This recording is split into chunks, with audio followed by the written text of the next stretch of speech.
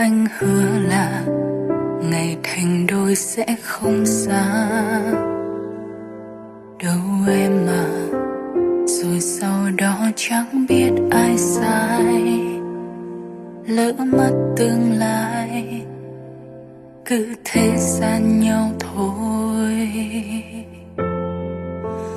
Vì đâu nồng nỗi đến hôm nay, điều gì ngăn ly chuyện tình ta nhanh đến vậy. Nặng nợ yêu thương nên em cứ nhớ điều ngọt ngào nhất. Vì một người, vì một quá khứ. Đừng ai nhắc đến anh một lời để em bớt chơi vơi khi nghĩ tới. Anh đã xa em mà em còn lo lắng cho anh.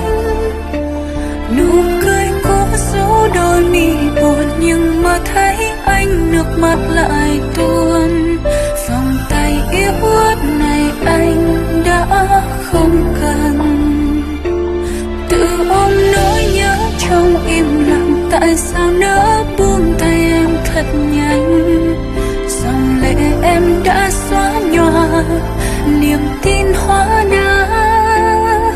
Thời gian trôi sao vết thương chẳng lành. Đừng một ai nhắc về một người đã rất yêu nhưng xa lạ. Vì tình yêu đã thuộc về quá khứ, đã buông câu xa từ. Và thật sự mới yêu nhưng đâu quá nhiều. Vì bên nhau quấn quýt đến nỗi quên cả lừa dối. Ngày hôm qua đã khác hôm nay, chỉ là không yêu nhau thôi sao đau đến vậy.